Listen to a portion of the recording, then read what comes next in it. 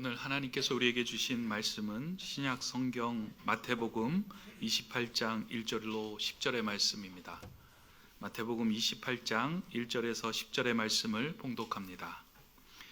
안식일이 다 지나고 안식 후 첫날이 되려는 새벽에 막달라 마리아와 다른 마리아가 무덤을 보려고 갔더니 큰 지진이 나며 주의 천사가 하늘로부터 내려와 돌을 굴려내고 그 위에 앉았는데 그 형상이 번개 같고 그 옷은 눈같이 익거늘 지키던 자들이 그를 무서워하여 떨며 죽은 사람과 같이 되었더라. 천사가 여자들에게 말하여 이르되 너희는 무서워하지 말라. 십자가에 못 박히신 예수를 너희가 찾는 줄을 내가 아노라. 그가 여기 계시지 않고 그가 말씀하시던 대로 살아나셨느니라. 와서 그가 누우셨던 곳을 보라. 또 빨리 가서 그의 제자들에게 이르되 그가 죽은 자 가운데서 살아나셨고 너희보다 먼저 갈릴리로 가시나니 거기서 너희가 배우리라 하라. 보라, 내가 너희에게 일렀느니라 하거늘 그 여자들이 무서움과 큰 기쁨으로 빨리 무덤을 떠나 제자들에게 알리려고 다름질할세. 예수께서 그들을 만나 이르시되 평안하냐 하시거늘 여자들이 나아가 그 발을 붙잡고 경배하니 이에 예수께서 이르시되 무서워하지 말라. 가서 내 형제들에게 갈릴리로 가라 하라. 거기서 나를 보리라 하시니라. 아멘. 오늘은 예수님께서 죽음의 권세를 이기시고 다시 사신 부활의 아침입니다. 부활의 기쁨과 소망이 여러분들의 가정에 임하시기를 바라고, 죽음과 같이 느껴졌던 많은 어려움들 속에서 다시 생명을 얻는 기쁨도 함께 맛보실 수 있기를 바랍니다. 예수님이 돌아가셨을 때 제자들을 비롯해서 그 주위에 있던 많은 사람들이 제일 먼저 갖게 된 것이 하나 있다고 한다면 그것은 절망이었을 것입니다. 예수님의 십자가 사건을 이해하지 못한 그들로는 예수님의 죽음은 좌절이요 무능 그 자체였을 것입니다. 우리들은 제자들이 예수님을 배반했다고 말하지만 어떻게 보면, 조금 다른 시각에서 보면 예수님이 제자들을 배반한 것일 수도 있습니다. 그만큼 제자들은 심한 허탈감을 느꼈기 때문입니다. 엠마오로 가는 두 제자의 모습을 그리고 있는 누가복음 24장을 보면 제자들의 절망이 얼마나 컸는지를 우리는 간접적으로 잘 알 수 있습니다. 이제 제자들은 모두 다 뿔뿔이 흩어지고 마리아와 마르다, 이 힘없고 순박한 두 여인만이 남아 있습니다. 이 여인들만이 예수님의 시체에 향수라도 뿌리기 위해 안식 후 첫날, 즉 예수님이 죽은 지 3일째 되던 날 무덤의 새벽에 와서 주의를 서성였을 뿐입니다.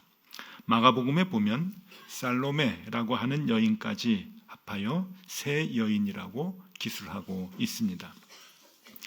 그런데 부활하신 예수님은 그 여인들에게 중요한 말을 한마디 하십니다. 제자들에게 가서 갈릴리로 가라고 전하라. 거기서 나를 볼 것이라고 전하라. 이 말이었습니다. 그러나 이 말은 부활 후 여인들에게 처음 나타나셔서 한 말은 아닙니다. 이미 3일 전, 그러니까 최후의 만찬 자리에서 제자들에게 하셨던 말이기도 합니다. 마태복음 26장 31절과 32절의 말씀을 읽어드립니다.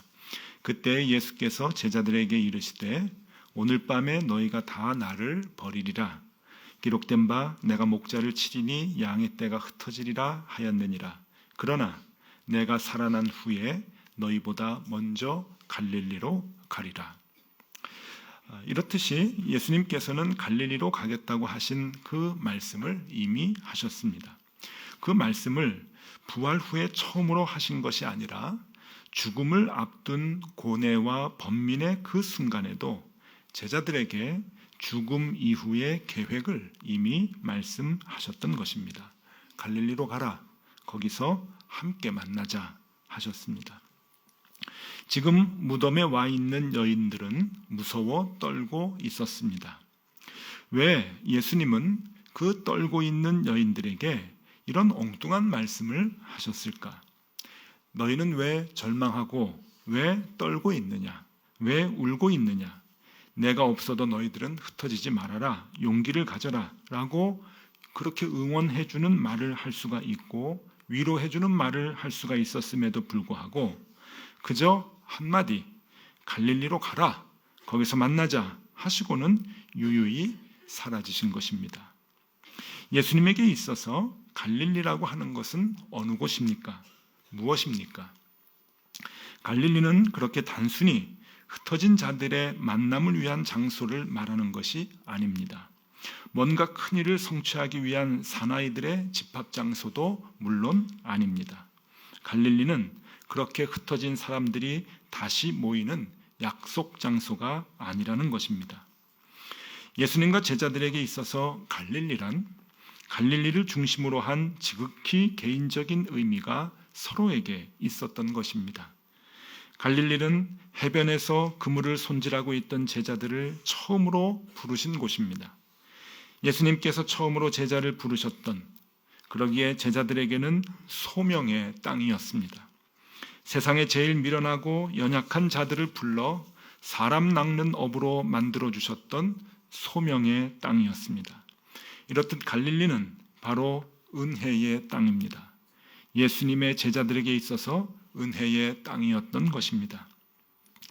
물 위를 걸으시고 풍랑을 잔잔케 하시고 병든 자를 고치시고 5,000명을 먹이시고 또 죽은 자를 살리셨던, 그러니까 공생의 대부분의 이적과 기사가 제자들의 보는데 앞에서 행해졌던 그러한 능력의 땅이었던 것입니다. 이제 예수를 잃고 시리에 빠진 제자들에게 예수님은 다시 갈릴리로 가서 예수 그리스도를 만나라고 말씀하고 계시는 것입니다. 무엇을 의미합니까? 옛날의 업으로 돌아가자고 말씀하시는 것이 아닙니다. 옛날에 살던 방식대로 다시 살자고 하시는 말씀이 아닙니다. 예수님이 갈릴리로 가자고 말씀하신 이유는, 거기서 다시 만나자고 하시는 이유는 은혜와 능력을 회복하라고 해주시는 말씀입니다. 예수를 잃고 절망과 낙심과 허무함 속에 사는 제자들에게 예수님을 처음 만났을 때와 같이 다시 그리스도의 능력을 소유하라는 말씀인 것입니다. 지금 제자들의 현 주소는 어떠합니까?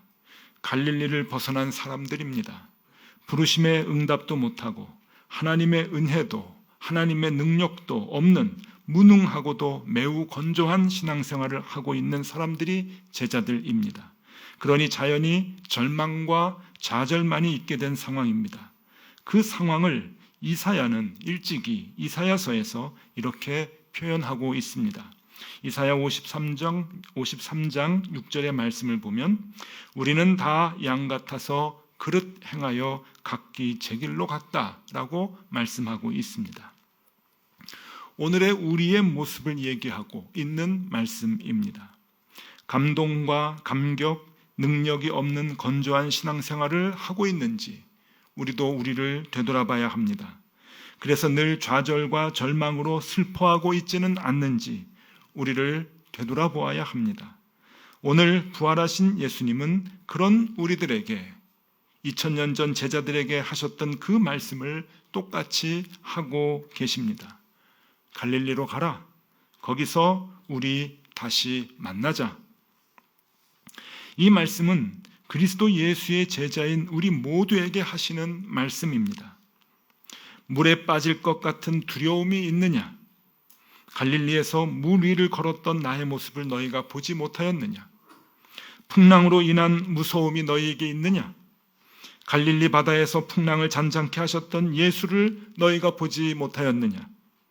병으로 인한 고통이 있느냐? 수많은 병자를 고치셨던 갈릴리의 예수를 너희들이 기억하지 못하고 있느냐? 배고픔에 탄식이 있느냐? 물고기 2마리와 보리떡 5덩이로 5,000명을 먹이고도 남은 사실을 너희가 체험하지 못하였느냐? 어쩌면 우리가 불안해하고 우리가 괴로워하고 우리가 고통스러워하는 것은 우리에게 닥친 세상의 문제가 너무 무겁고 해결할 수 없는 난제이기 때문이 아니라 그 문제들을 모두 해결해 주셨던 갈릴리 예수님을 기억하지 못하기 때문일 것입니다. 그런 나약한 우리에게 예수님께서는 오늘 이렇게 말씀하고 계십니다. 갈릴리로 가자. 거기서 우리 다시 만나자. 여러분들에게는 갈릴리가 있으십니까? 예수 그리스도와 개인적인 의미를 함께 간직한 그 갈릴리가 있으십니까? 은혜의 땅, 소명의 장소인 그 갈릴리가 여러분들에게 있으십니까? 처음 예수님의 부르심을 받고 마음 설레었던, 그래서 예수를 따르겠다고 다짐했던, 예수님의 능력을 체험하고 마음이 벅찼던 그 갈릴리가 여러분들에게 있으십니까? 분명 있으실 것입니다. 오늘 주님은 우리에게 말씀하십니다. 그곳으로 다시 가자. 거기에서 예수 그리스도를 다시 만나라고 말씀하고 계십니다. 목사이다 보니까 결혼식 주례를 무척 많이 합니다. 아마 결혼식 주례가 전문인 것 같은 그런 생각이 들 정도인데, 제가 첫 주례를 만 33살에 했습니다. 그것도 합동 결혼식 주례를 했습니다.